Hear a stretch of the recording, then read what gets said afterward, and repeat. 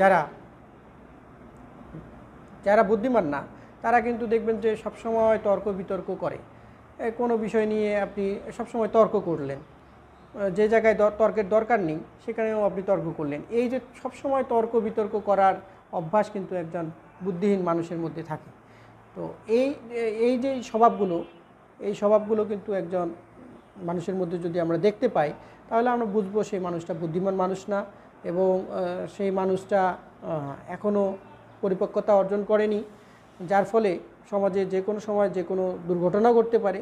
এজন্য অবশ্যই আপনাদেরকে সচেতন থেকে এই মানুষগুলোকে ট্যাকেল দিতে হবে, এবং সেই সাথে সেই মানুষগুলোকে আপনি ছোট ছোট পরিস্থিতির মধ্যে দিয়ে তাদেরকে যদি আপনি বুঝাতে পারেন এবং তাদেরকে যদি ভালো পথে নিয়ে আসতে, ভালো চিন্তায় নিয়ে আসতে পারেন বা বুদ্ধিমান বানাতে পারেন, তাহলে কিন্তু এটা আপনার সাফল্য। আপনি ভালো মানুষ হিসেবে পরিগণিত হবেন এবং একটা সময় আপনার মধ্যে